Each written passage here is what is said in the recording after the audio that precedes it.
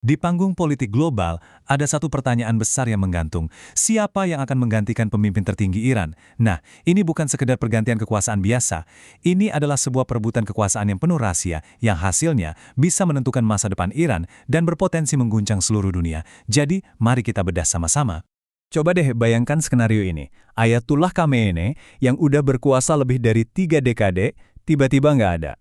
Dalam satu malam aja, pusat kekuasaan di Iran itu kosong melompong. Terus gimana? Apa yang terjadi selanjutnya? Bakal kacau atau transisinya mulus-mulus aja? Nah, inilah yang mau kita telusuri. Oke, kita mulai dengan sebuah skenario hipotesis yang sebetulnya didasarkan pada banyak analisis mendalam. Bayangkan, tiba-tiba, kabar wafatnya Ayatollah Ali Khamenei menyebar. Nah, ini bukan sekedar berita duka biasa. Ini adalah sebuah sinyal. Sinyal dimulainya perebutan kekuasaan yang sangat intens dan penuh ketidakpastian. Sebuah momen yang benar-benar bisa mengubah arah negara itu selamanya. Nah, biar kita paham seberapa besar pertaruhannya, kita harus ngerti dulu nih, pemimpin tertinggi di Iran itu bukan kayak presiden biasa. Bayangin aja, dia itu panglima tertinggi militer, dia juga kepala lembaga yudikatif, sekaligus otoritas agama tertinggi. Semuanya ada di satu orang. Jadi ya, setiap keputusan besar, dari soal perang sampai ekonomi, itu ada di tangannya. Siapapun yang duduk di kursi itu, ya dia benar-benar memegang nasib seluruh bangsa. Jadi, pertanyaan besarnya, siapa dong yang memilih orang paling berkuasa ini? Lupakan soal pemilu ya. Keputusan krusial ini dibuat di dalam sebuah ruang tertutup oleh sekelompok kecil orang dan prosesnya, wah, super rahasia. Yuk, coba kita intip sedikit ke dalam ruangan itu. Nah, inilah lembaga kuncinya, Majelis Pakar. Secara konstitusi, badan inilah yang memegang satu-satunya kunci menuju tahta tertinggi di Iran. Tugas mereka sebenarnya cuma satu, tapi luar biasa krusial, yaitu memilih, mengawasi, dan kalau perlu memberhentikan pemimpin tertinggi. Bisa dibilang, merekalah para kingmakers-nya. Dan jumlahnya cuma 88 orang. Ya, betul, cuma segitu. Coba bayangkan, di negara dengan populasi lebih dari 80 juta orang, masa depan kepemimpinannya ditentukan oleh sekelompok kecil ulama senior ini. Setiap satu suara di ruangan itu bisa mengubah arah sejarah. Kalau kita lihat di atas kertas sih, prosesnya kelihatannya sederhana ya. Posisinya kosong, majelisnya kumpul, terus pemimpin baru dipilih. Selesai. Tapi kenyataannya jauh lebih rumit dari itu. Di balik pintu yang tertutup rapat itu, yang terjadi adalah lobi-lobi yang sengit, aliansi antar faksi, dan pertarungan kepentingan yang benar-benar bisa menentukan segalanya.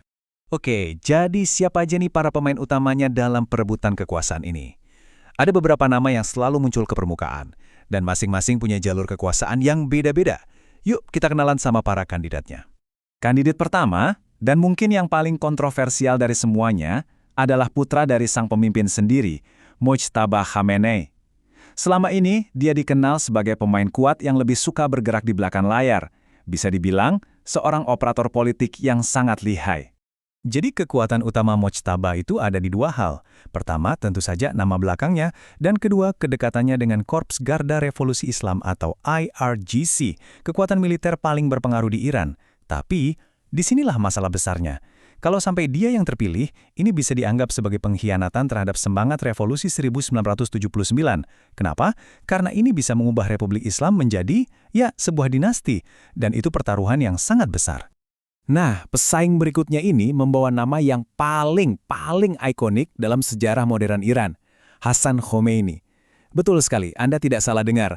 Dia ini adalah cucu dari pendiri Republik Islam itu sendiri, Ayatullah Khomeini. Hassan Khomeini ini punya legitimasi simbolis yang bisa dibilang nggak ada tandingannya.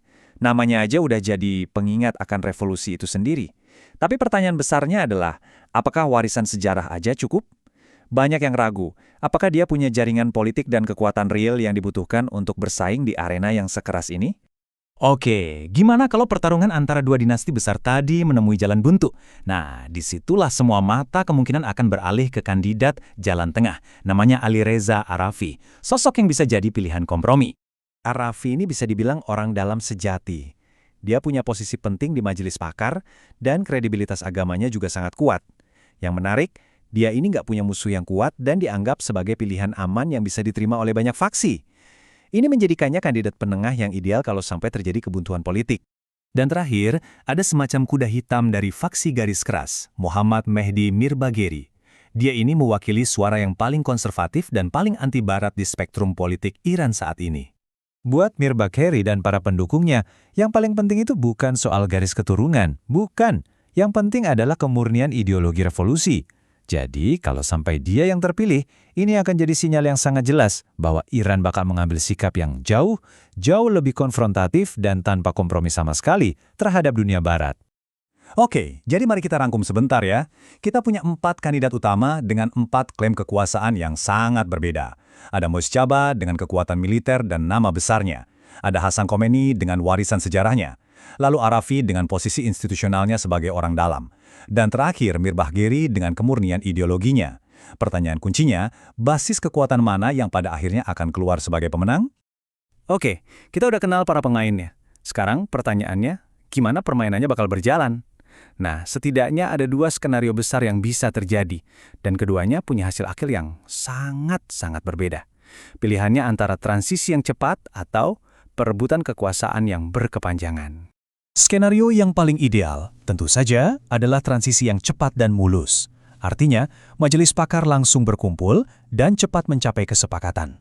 Tapi, kalau mereka gagal, nah disinilah skenario kedua yang lebih berbahaya bisa muncul. Dibentuknya sebuah dewan kepemimpinan sementara. Ini bisa jadi resep untuk ketidakstabilan dan membuka pintu lebar-lebar untuk perebutan kekuasaan yang lebih terbuka dan lebih berbahaya. Tapi tunggu dulu, jangan lupakan ada wildcard-nya di sini. Proses ini kan nggak cuma soal para ulama di majelis pakar. Seperti yang diperingatkan oleh banyak analis, kekuatan besar seperti IRGC itu punya kepentingannya sendiri. Pertanyaannya, apakah mereka akan diam saja dan menerima apapun keputusan majelis? Atau akankah mereka ikut campur untuk memastikan kandidat jagoan mereka yang menang? Nah, inilah faktor X yang bisa jadi paling menentukan. Oke, mungkin semua ini terdengar seperti urusan politik internal Iran yang rumit ya. Tapi kenapa sih ini penting buat kita semua, dimanapun kita berada? Jawabannya sebenarnya sederhana. Apa yang terjadi di Teheran nggak akan berhenti di Teheran. Gema dan gelombangnya akan terasa di seluruh penjuru dunia. Siapapun pemimpin berikutnya, dia akan memegang kunci untuk beberapa isu global yang paling mendesak saat ini. Soal masa depan program nuklir Iran, soal hubungan dengan dunia barat dan Israel, apakah akan damai atau justru perang, dan soal seberapa besar pengaruh kekuatan militer seperti IRGC di dalam negeri.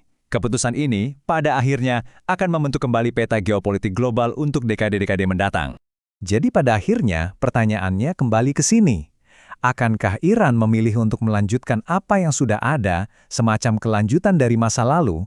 Atau akankah mereka melompat ke masa depan yang sama sekali berbeda dan penuh ketidakpastian? Pilihan yang dibuat oleh 88 orang di dalam sebuah ruangan tertutup itu, pada akhirnya akan menentukan nasib sebuah bangsa, dan mungkin sedikit banyak juga nasib kita semua.